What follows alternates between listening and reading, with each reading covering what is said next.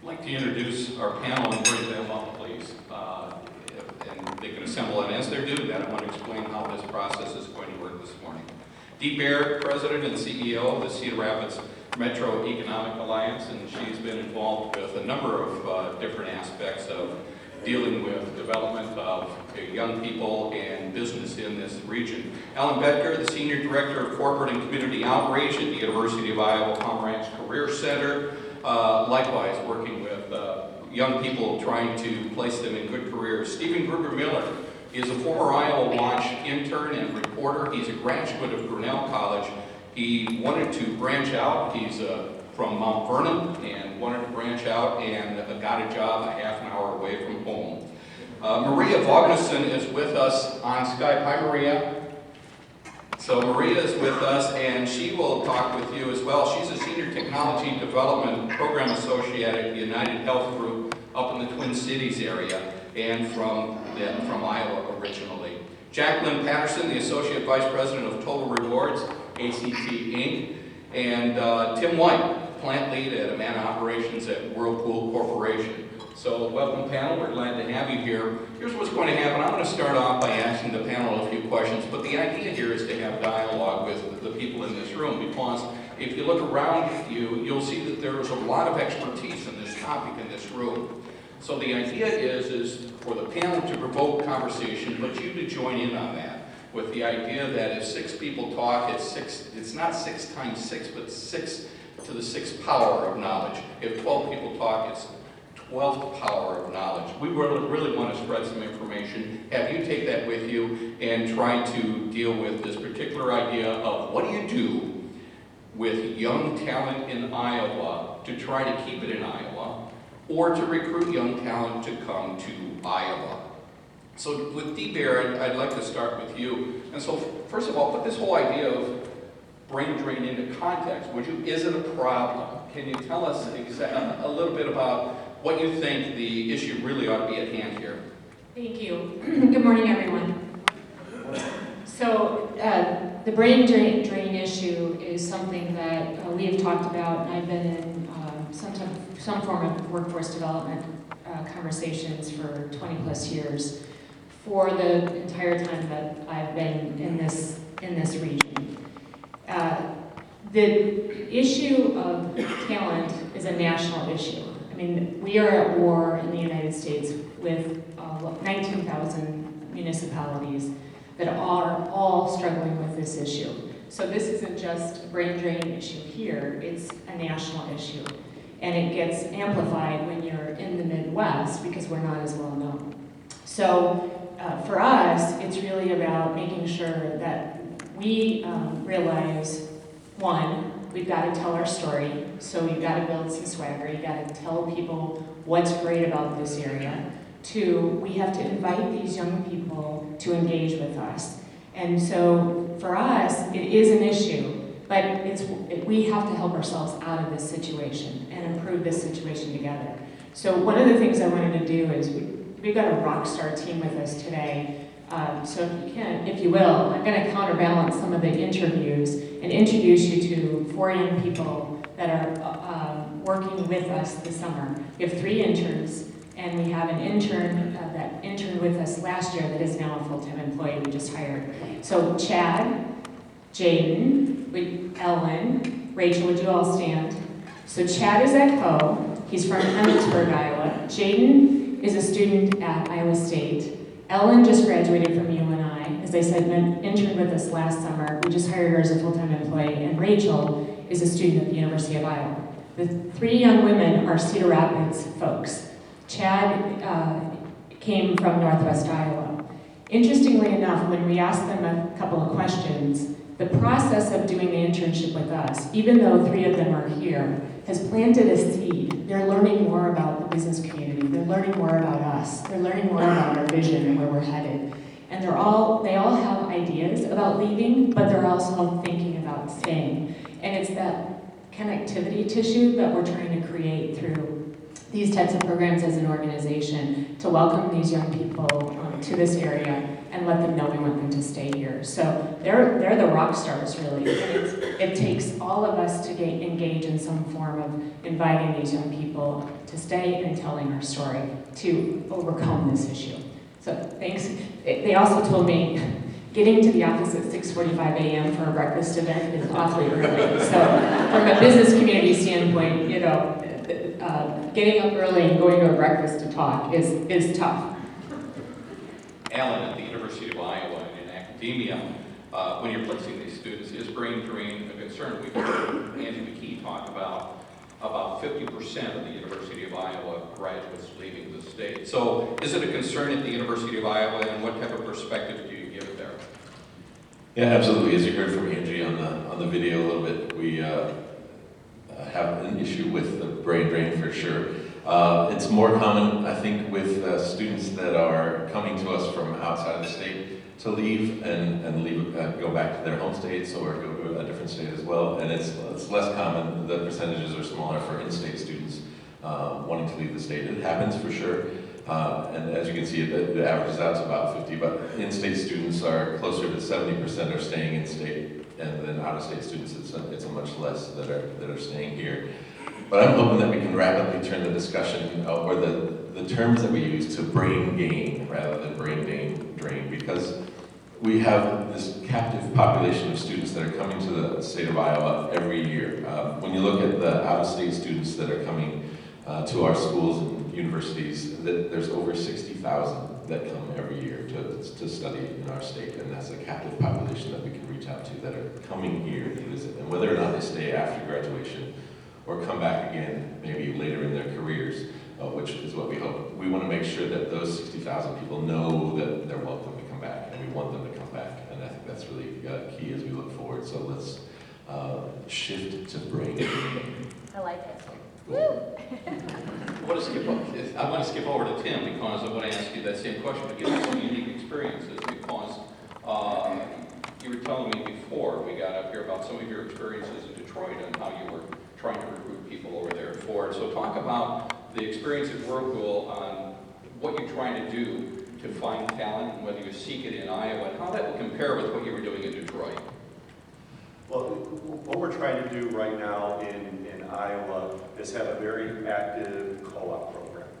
Every semester we bring in about 15 co-ops from basically Iowa State and the University of Iowa to try and get them those experiences within Iowa, and hopefully they'll want to make a career here.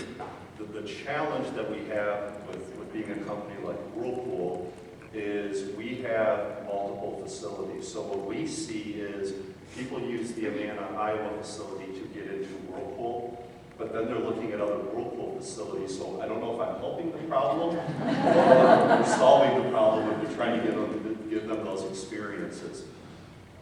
My career started off in Metro Detroit in the auto industry, and we all know how that's ended up. And I think Iowa is well positioned because it is a stable economy, it's a diverse economy, and there are options here. In Detroit, it was very difficult to bring people into that economic situation because of the aura that whole community has. It's, I don't want to raise my family, I know that I won't be here long term. Right? I think in Iowa, we do have the ability to say, you can have a life here in the state if you choose to stay here and raise your family. And if I was thinking, Baird, talk to us a little bit about what you were telling me about the Detroit situation in recruiting people, especially local people versus bringing people in. One of the challenges when the auto industry started to collapse and we were starting to recruit out of the auto industry because everyone was looking for a job, the switching cost, I guess, of leaving Detroit, people were so upside down in their houses that they would take a job, potentially work for 6 months, and then realize I can't sell my house, and then they would have to then go back. I assume that's the question you were trying to drag out. Yes, that's exactly right. Stephen, Gruber-Miller, talk us through the process you went to when you decided to take a job at the Iowa City Press Citizen out of Cornell College. Sure. Yeah, I have an interesting perspective here. Lyle wanted me on this panel, I think, as a graduating senior from an Iowa college, but he also gets me as a former IowaWatch intern. And There's a price. yeah. So I'm a Mount Vernon native, as mentioned, and I went to Grinnell College, where we have a really sort of large population of students from out of state or even out of the country. And so, as you might imagine, a lot of people then choose to leave Iowa. And that's sort of what I had in mind. I was looking for a job in journalism and was hoping to get out of Iowa, out of the Midwest a little bit. And, you know, I think looked diligently around the country, and then was offered something here in Iowa City, and I thought, sure, let's see how it goes, and I've so far really enjoyed being in Iowa City. So I guess the answer you're looking for is that you wanted to know the process. Yeah, just why did you want to leave? Why were you looking somewhere other than Iowa? Well, I've lived in Iowa all my life, and I'm just hoping to experience something different for a while. I mean, I like Iowa. I've enjoyed growing up in Iowa, but obviously there are other things out there, and I was hoping to go, you know, live in a city and see what that's like, and I have friends who are moving out of state as well, so staying close to friends and just trying to figure out what something new is like. But you ended up 30 minutes down the road. Right, and yeah, and so I don't expect that I'll stay in Iowa City forever, but I'm enjoying, you know, getting to know Iowa City for now. Maria Vognsen on Skype. Can you hear us, Maria? Yeah, kind of. It's All kind right. of a little bit, but we'll see. Okay. Well, talk us through what you went through. You are a Cedar Rapids Kennedy grad from 2011, Iowa State grad from May of 2015 in computer engineering, and now you're in the Twin Cities, which, by the way, defeats immediately the notion that people don't want to work in Iowa because of the weather. Yeah. Talk us through your process. What were you looking for when you graduated from college, and how did you end up in Minneapolis? Yes, I was just, like, you know, going to the career fair and, you know, going through interviews and whatnot. And I think I really just chose the company. And I did interview at a few places in Iowa. But overall, I really enjoyed the culture of the company here. And then I also really like the fact that if I did ever decide to want to move companies, being in the Twin Cities area, it'd be pretty easy to do that. At least I would think so. So that was kind of my process. Those were my two big things, just the opportunities where I'd be moving to, as well as the actual company that I'm working for. Some of my biggest factor was just that I really enjoyed everybody I talked to and interviewed with. I didn't really have one negative experience or anything like that. And here I am. So location was not as big an issue for you? Yeah, it wasn't quite as big. I will say that I was happy that it did end up being in Minneapolis. I've always liked it up here. I visited a few times during college, and then when I was younger. It's kind of the big city with kind of a small city feel, you know, Midwest. It's kind of the best of both worlds, I think. So it did make me happy that it wasn't, you know, somewhere completely remote or a city I wouldn't want to live in. But Jacque Patterson, you had a unique path to Iowa. Can you talk us through that? Sure. So I'm one of those native Iowans that went to the University of Iowa and left after I graduated. And frankly, you know, I've reflected a lot on why I left Iowa, and it's because I found a job. It was pure and simple. My parents wanted me to be employed. So I looked diligently, and I looked in Iowa. It's been 20 years. I graduated in 1995, so I have to kind of, you know, shake the cobwebs to remember exactly how things were when I was leaving school. I graduated from the College of Business. Had a degree in human resources and wanted to start a career in that field. And I did look around, and I looked in Iowa, but ultimately I found a job in Chicago. And so ended up moving there the summer after I graduated. And once I got there, I have to admit, I was really glad I was there. I grew up in Iowa. I didn't really know quite what I was missing in a big city, and I had the opportunity to meet really interesting people from all over the place. I got to travel a lot with my job. I met a great guy who grew up in Michigan, who I would have never met had I stayed here in Iowa. We moved to San Francisco, lived there for a while, came back to Chicago. And what happened was 17 years after I left, 3 years ago, actually in July of 2012, we moved back to Iowa. And we made that decision for a few reasons. We have a special needs child, and we were navigating the school systems in the city of Chicago, and that was really, really difficult. And started that conversation with educational institutions here in Iowa, and found that there were a lot of resources available for our kids. We wanted to be close to family. My parents live in Cedar Rapids, and so we wanted to be close to grandparents. And we wanted to have an impact on the community. And my husband had always wanted to open a business, and we wanted to give that a whirl.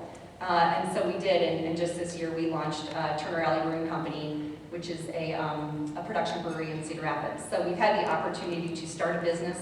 I work full-time at ACT, and I have to say, when I was leaving Chicago, I worried that I might be committing career suicide a little bit. You know, I was leaving all these great opportunities. There was a job on every corner in Chicago if I wanted to switch. And I've been surprised at ACT. It's been one of the best professional experiences I've had in my entire career. So that's been really interesting for me.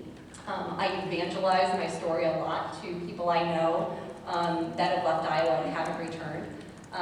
So it's been a really interesting experience for us moving back. But I think coming back to Iowa has been a great step for us as a family. ACT is one of those Iowa-based businesses that stayed in town, actually. Just moved a few miles away from the University of Iowa. Is there a sense there of its Iowa identity, and does that come into play as people are being hired there? Can you talk about that a little bit? Yeah, a little bit. And I work on the town strategy team in ACT, so I do have some perspective on the talent that we bring in.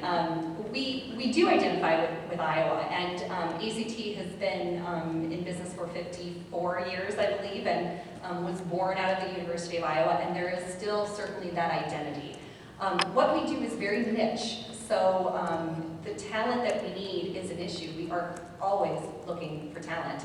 And we do have to look outside of Iowa. We obviously try our best to find people locally, and we do a lot of that. But we've had a trend recently in the last couple of years around what we call connected team members, which are those that basically work from home in remote areas of the country. We have this amazing, I met recently through my friend Vanessa, who's here with me, an amazing research person who's based in Kauai, Hawaii, and that's because that's where he wants to live, but he is the perfect person for that job. So he starts his day at 3 o'clock in the morning Hawaii time and basically is connected to us here in Iowa City. So we have about 17% of our workforce right now that's in a connected team member situation. That is not the ideal. It's not certainly what we wouldn't want an entire workforce that way. We try to relocate people to Iowa, and we do the best we can on that, and we do bring a lot of people to Iowa. But it's a reality, and something we've had to flex our business model around a little bit to make sure we can get the right talent. D, when it comes to the corridor, and again, up at the Metro Economic Alliance and its members, what type of employees are they looking for? Does it matter if they're from Iowa, or are they just looking for the best employees?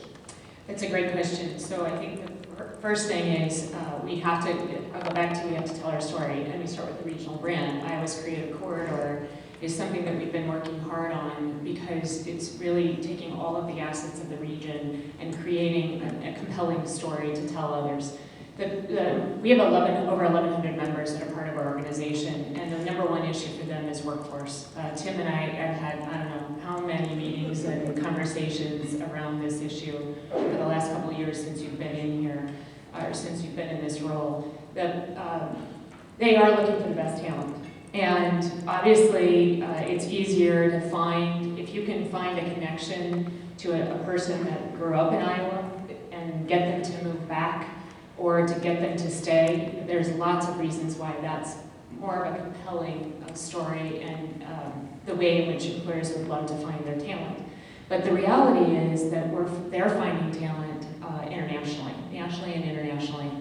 And so if any of you attended our annual meeting, Kelly Ortberg's message to the region, to all of us was, we've got, this is a great area. We don't need a course correct. We need to be welcoming, and we need full speed ahead. So we've worked hard at organizing our story, identifying a regional brand, and then we got to work harder at telling our story and promoting that regional brand so that we can be welcoming to people from all over the world. We're going to want to open this up to comments and questions from the floor, so be thinking of that. And what we'll do is just raise your hand or even rudely holler out. But we still would want to hear from you. So be thinking of some questions. I'm going to ask Allan a question, and then I'm going to kind of toss it out to folks on the floor. But Allan, is measurement important on trying to determine how many graduates from the University of Iowa stay in the state or leave in the state? And I'm going to have a follow-up question to that. So the first question is recent graduates. Is that important to keep track of how many recent graduates leave the state or stay?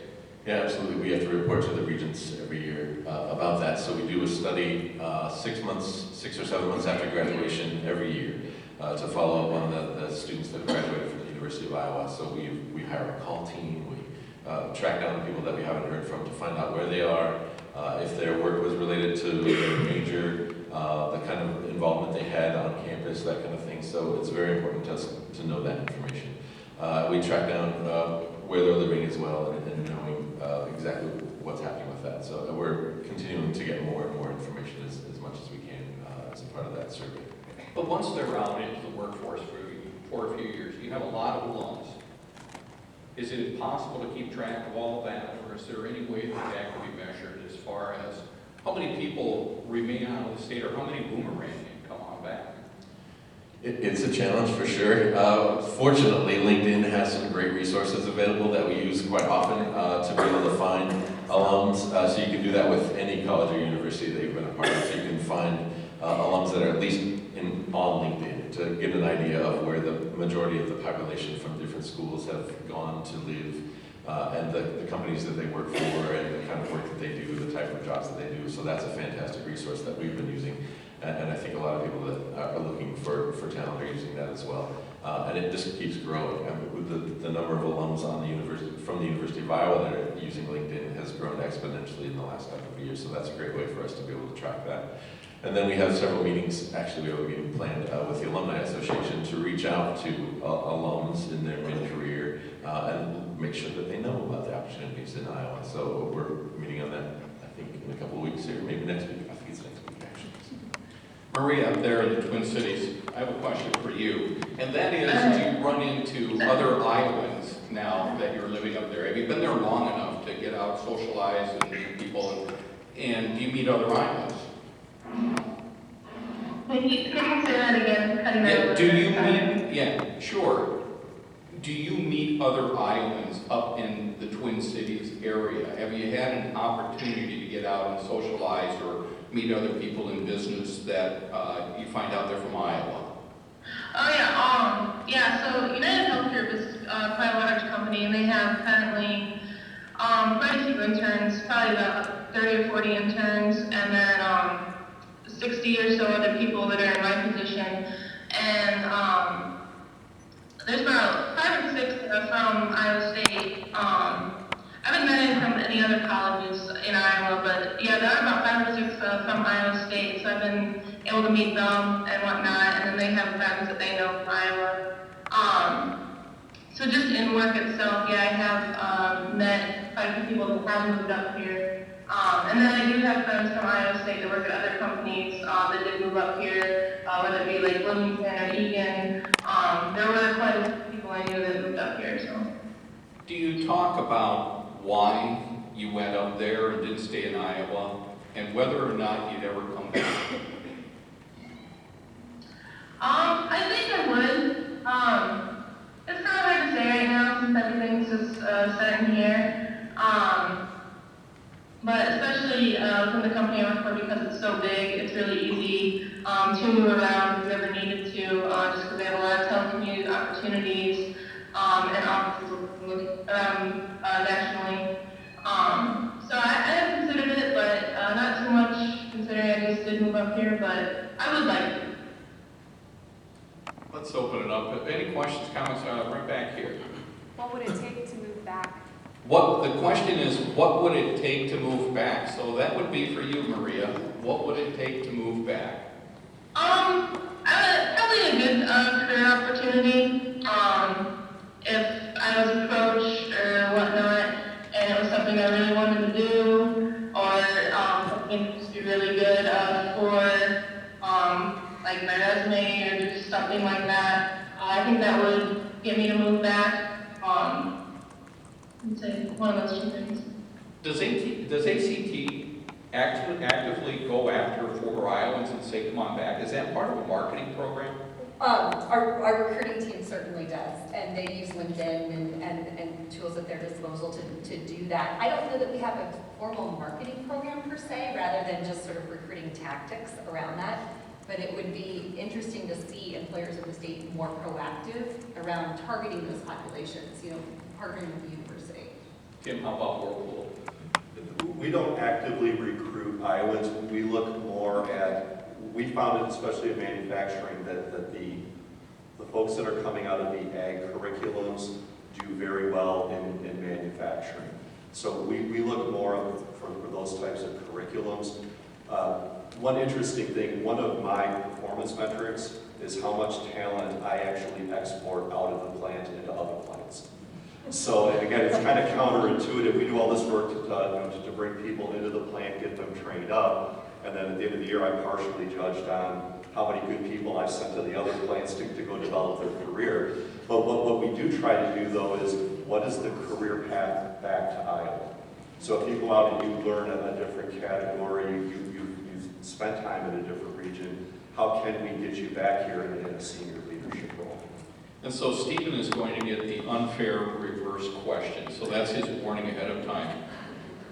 What would it take for you to leave Iowa? What would you look for? Well, I mean, I think that my goal is eventually to leave Iowa. I'd like to live somewhere else for a while, and what I was looking for is somewhere in a city where I, have friends from college or wherever that I know, where there'd be a chance to, work at somewhere a little larger and sort of get a feel for a different region of the country. So, but at the end of the day, the reason in regards to your earlier question, the reason I'm here is because the Press Citizen gave me a chance to do what I actually wanted to do, which is journalism.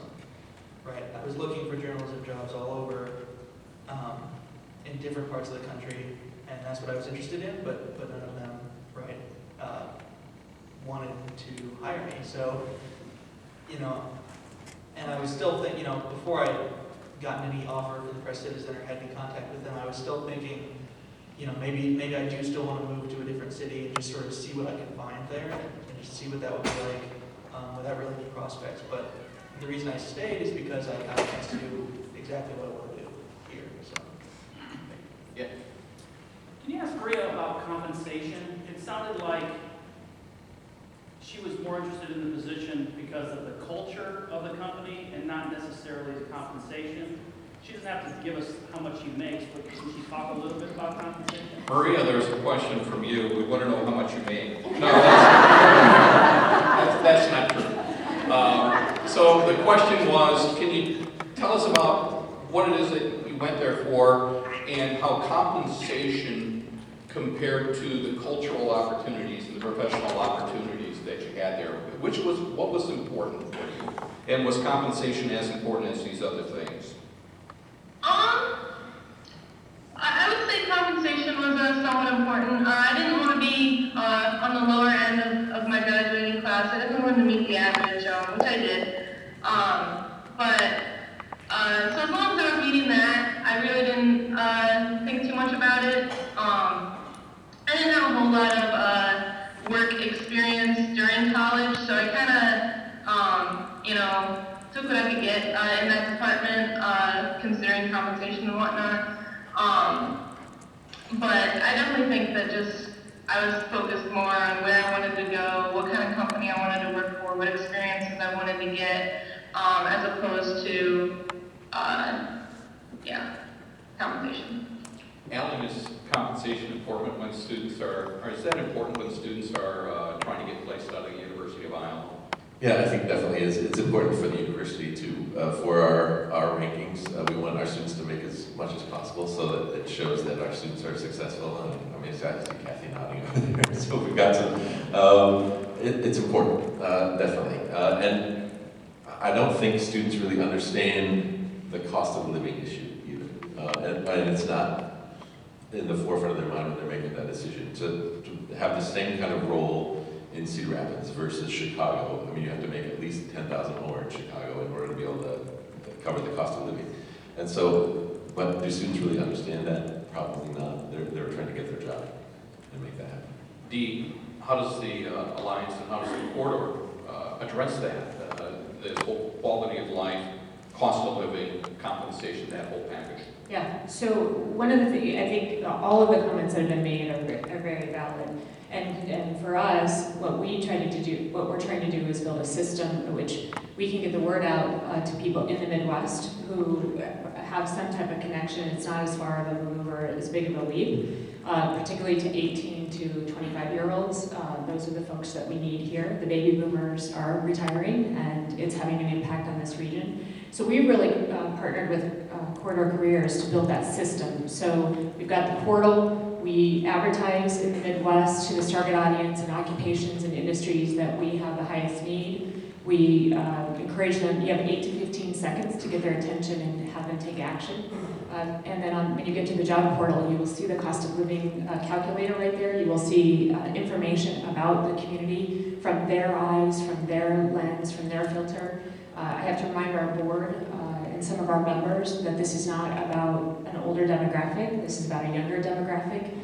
In the focus groups that we've done, the young people that are moving here from out of state, from other parts of the country, have said to us loud and clear, quit saying this is a great place to raise a family.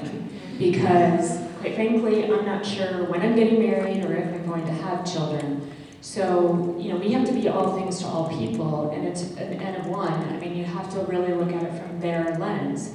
So we're trying to listen to them and then respond through this system that we're building.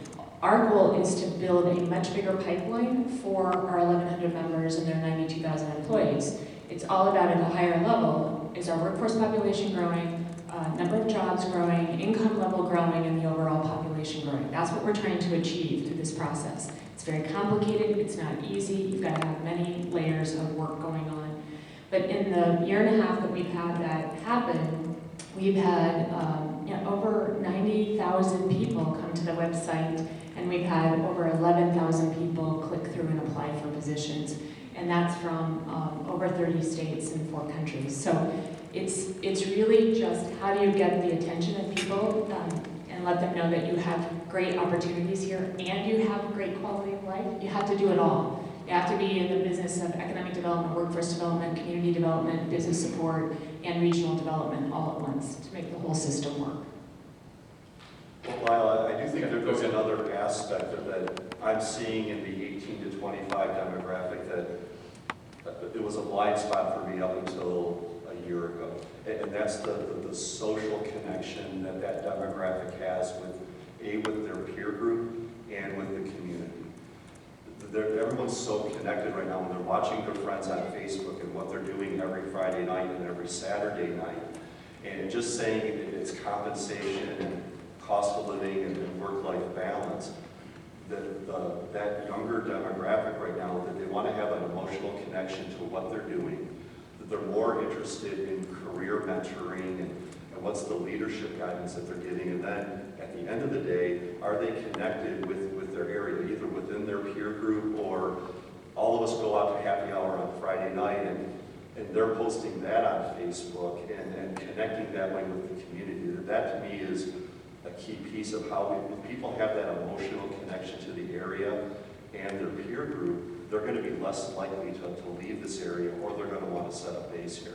That to me is a very different mind shift from when I graduated, which was, what is the cost of living, what is my salary, am I with a good company? The emotional connection outside of work, I think, is a much more important element when people are deciding where they want to go. you're bringing up a topic that was raised in a similar form that IowaWatch did in Waterloo in May, and that is people like being part of a tribe. And if their tribe is, in that instance, the Cedar Valley, or here in the corridor, then that's something attractive. Is there agreement on the panel or something like that? I have a comment on that as well. Coming from ACT, and I lead compensation at ACT, and we're a nonprofit at the end of the day, and so we don't pay egregious salaries, and we won't. And we have found with that demographic, Tim, to your point, there is a connection to the mission, and we're trying to appeal to the altruistic values that people have more so than, we're not going to be paying at the top of market ranges. It's just not who we are. And so we have found that to be very successful in appealing to this younger demographic, and frankly, across the board as well, but especially in that younger millennial set, that part of being part of the mission to improve educational success in the United States. Okay. Back here. Yeah, I was curious because there's been a couple different topics, and I know, Allan, the salary part of it at the MBA level, the problem with employers in the state of Iowa is that we're not ballpark close. The average is noticeably different from out of state versus in state, and so that's one of the struggles we have at the MBA program. But what I thought was fascinating is that both of our recent grads, the issue was not the pay, but it was the job, it was the opportunity, it was the company, the culture, the opportunity of what I get to do. How are we, I know you've talked about this a little bit, but it sounds like is it that our students want to go out? Because neither one of these people said, I just want to get out now. It is that I want this opportunity, and how do we market? Do we need to be doing more to market ourselves? You mentioned these programs that you're starting, and really thinking about how do we recruit the students, and not so much that the students want to get out. It sounds like they may be a little bit more indifferent about that. And before you answer that, do you have a similar comment? Yeah, I think I wasn't born in Iowa, but I've lived here since I was 10, and after the flood, there was a lot of, I think, more hope of, okay, now I'm interested in living here because there's so much more possibility of things changing to a demographic like mine as opposed to what it's always been. And, the people who want to come here to raise a family. And I think in terms of like what kind of messaging can we put out there to try to reach young people, I think it's to highlight the people who fit their demographic and are happy here. And right now, I think, you can say that it's an opportunity fit, and really it's a lifestyle fit. If you don't feel like you can go there and find your tribe or your people, if you're a single person here and everybody else is married with children, you don't really feel like your city kind of caters to you.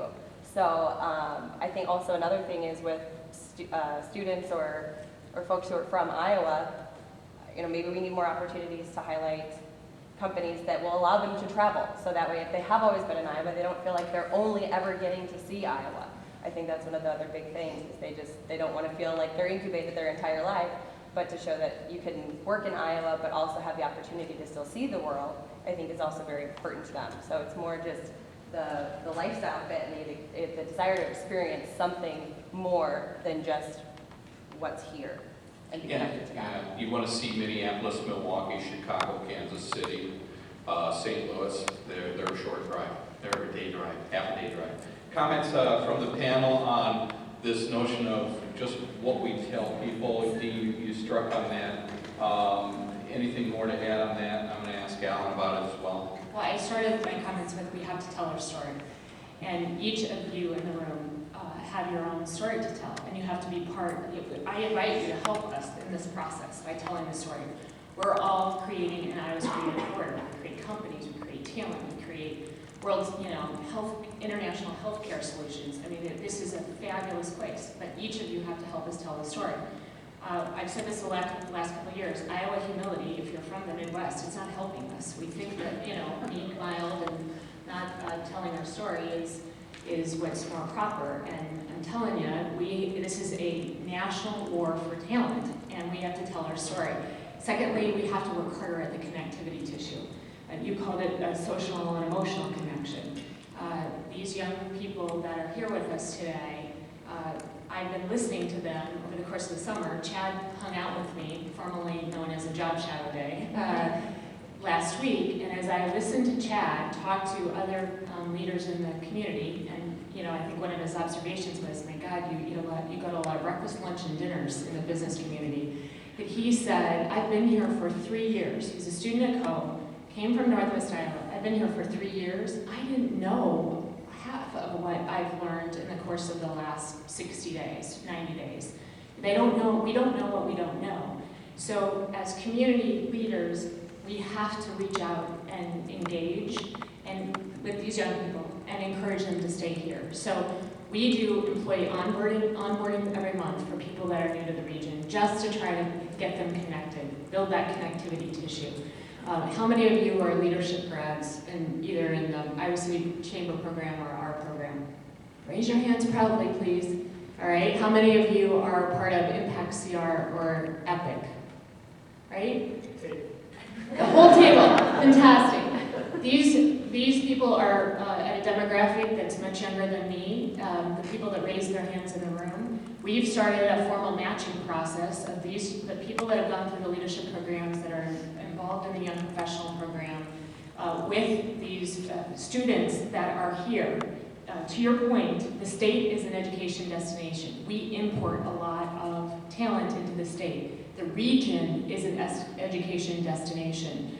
These people, like Chad, don't know what they don't know. They love it when they learn more. They love to connect with others like them. And the more we can do that, the more we're going to plant a seed and get them to stay. I think all of them are thinking that they might go somewhere else after graduating, or have those ideas as college students. But it's these experiences that they're going through that I'm confident if we plant that seed, that they may choose to look for that career here and not leave, even though they may think they want to leave. Or if they do leave, like Jackie, that they remember fondly the experience that they had here. And when other life influences change their perspective, they come back. And we just all have to work at this together. Allan, are Iowa employers telling their story to the University of Iowa so that you can spread that to prospective employers? Yes, Employees, excuse me. that's what I do. As corporate and community outreach, I go out and meet with different companies all over the state and actually in surrounding areas in Chicago, Minneapolis, St. Louis, Kansas City, Omaha as well, and learn about what it's like to work at those kind of institutions and companies and organizations. And then I go back and share that with our staff in the office, with the career advising staff, and they share it with students so that they're meeting with individual appointments as well. And it's the same all over. And in the Midwest, everybody's having trouble attracting talent. I was reading an article earlier this week about surveying the class of 2015 and what college students are looking for in their first job. And the number one thing, as we've talked about a little bit today, is the nature of work. Nature of the work that they're doing and what kind of work. So Steve got to do exactly what he wanted to do, so he got to stay here. The number two thing was compensation. So again, we've talked about that. And then number three was friendly coworkers. So it's the network, it's those three things from the class of 2015, and that's a national survey. Again, that was the National Association for Colleges and Employers. So. Maria, did Iowa companies recruit you when you were at the job fair at ISU? Yeah, there was a few. I don't know. I feel like it's just so competitive there at Iowa State in engineering. But yeah, I mean, there's so many companies to go to the career fair, and you're just trying to make a connection with somebody at the career fair and get interviewed and whatnot. But I'd say about half the interviews I had were in Iowa for Iowa companies. All right. Yeah, back here. Joel, you had your hand up. I haven't heard a word about student loan debt, yet I read about that a lot. That would seem to drive the quest for more compensation. So is student loan debt a factor in our ability to retain students in Iowa? So the question is about student loan debt. Is that a factor about students in getting jobs in Iowa? And Stephen, do you have debt? No, unfortunately, I don't have that. He's a Grinnell grad, they all. Maria, how about you? Do you have debt? No, that wasn't never an issue for me, but I do know a few people that wanted to stay from their hometown, wanted to go back to their hometown in Iowa and work there so they can pay off their student loan debt before they, go off and pay rent or whatnot. But for me, it wasn't an issue. Is that an issue for students, Allan, when they're looking for jobs at Iowa, from Iowa? From Iowa, it's less so than others. I have an admissions brochure here, and I thought that there was a number in here somewhere, and I was trying to find that, but it's not as bad at the university, especially for in-state students, as to stay here at the university. Outside of the university, non-resident students are sometimes trying to gain residency in Iowa as a part of their college experience so that they can pay in-state tuition, so that can help with the loan debt overall. Tim, do hires worry about that when they're talking to you? No, I've heard very little about student loan debt. I hear a little bit more about overall cost of living, but I haven't seen that student loan debt is driving the decision one way or the other. And same question for you, Jacque. Oh, sorry. Oh, I was just gonna say, go ahead, Steve. just because I don't have any debt myself, like I know a lot of friends who do have debt, and that's definitely affected their job decisions. So they've had to go out and get something right away, or they've had to do something that they didn't necessarily want to do in order to pay that off. But I don't know if that's exactly something they would be talking about to a prospective employer. Is it a concern for hires at ACT? You know, we do hear a little bit about that, and we aren't quite sure how to combat it. We've talked about special benefits, and could we have a sort of student debt repayment type of employee benefit? And so we haven't gotten much further than that, but it is something we hear a little bit of noise around. All right, we're going to go over here. We got a lot of hands. Let's go over here. Before that, Yeah, I just go found ahead, the number: 41% of students graduating from the University of Iowa have zero student loan debt. So I thought that was a pretty impressive. So I'm part of the 59%. I can say that when I was looking for employment right after I graduated, had there been a job that said, we can only give you blank amount, but we have a student loan repayment program we can offer as well, and we'll take care of that. We can pay you a little less, but you don't have to worry about student debt if you work for us for 4 years, or whatever it is. That would have been a huge benefit, and it would have certainly influenced that employer greatly. So I guess it's more of a comment to the question at this point, but if you are looking into it, I would highly suggest doing so. That's a huge thing for a lot of students. So the comment is about forgivable loan debts from employers. Dee, any employers in the corridor that aren't doing that? I would honestly say we don't hear this. So there might be, it's just not something that we hear a lot about. What we are hearing is that a lot of employers are starting to use the internship process and developing internships as a recruiting tool. And they're only hiring from that pool. So that's probably the thing that we hear the most about, and some other things that they're doing creatively, but not student loan debt. The one thing we do hear a lot about with prospective new hires in the younger demographic is tuition reimbursement once they get into the employer. Will you assist with my MBA or an advanced degree? I hear that all the time from our internships and call-ups. All right, go ahead. We need to have a more authentic conversation about mentoring. A lot of us know what it's like to be a college student, and we don't have those conversations outside of what might be the job. So I think that we would be training more students if there was that authentic mentoring, because it doesn't go on. It goes on in other large cities in Iowa. It does not happen in the corridor. And so that's where we need to shift the conversation, because outside of student debt and other issues that other people believe are important, our relationships need work, and they start with how you feel as a 17 to 19-year-old coming to the corridor. So the comment was about mentorships, and a question for you, Maria. Did you have someone who was mentoring you that was important in your life when you were a young person in your teens going through college? I suppose. I mean, nothing out of the ordinary, I'd say. Just maybe like a teacher, or whatnot. I guess I did decide to go on, to engineering, and I wouldn't say that I ever really had, somebody that, when I was growing up, was into engineering or whatnot, and I was like, oh, I want that led me to my career or anything like that.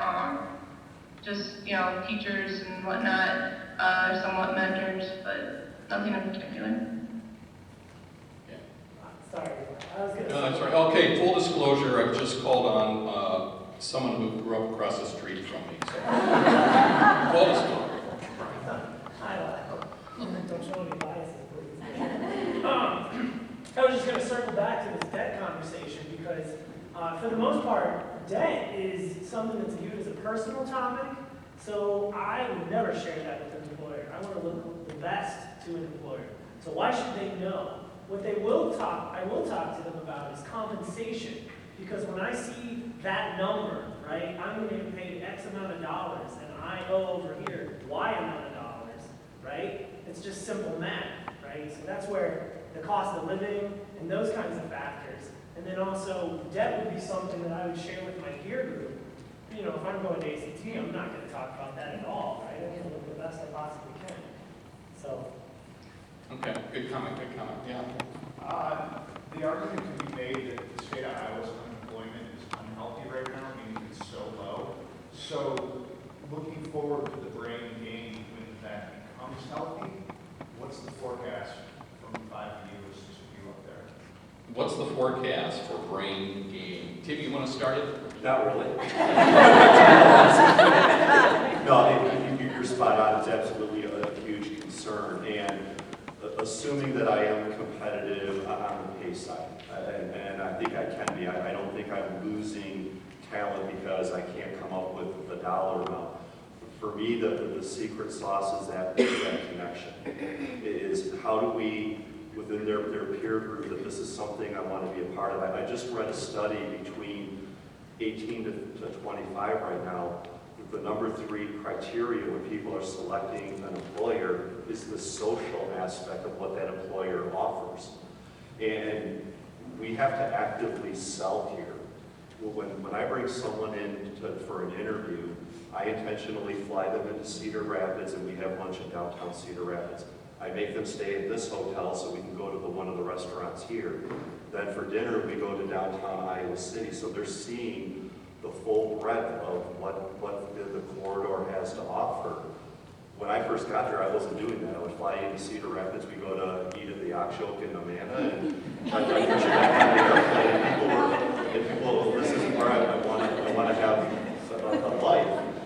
This is what the Iowa has to offer, but we've actually, we call it active selling of the region to let people know what offers here.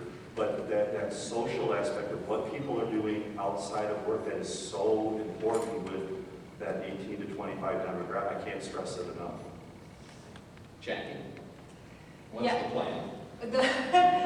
Similar, we try to really show people the virtues of the community when they come here. The website is terrific that you talked about. We point people there a lot. We do the same thing. We have them stay downtown at the Sheridan. We really try to appeal to, like I said, that altruism that I mentioned earlier. I think to your point about unemployment, I mean, it's real. It just puts more pressure on the talent pool. And so we have to get more creative all the time. So it's just forcing that issue.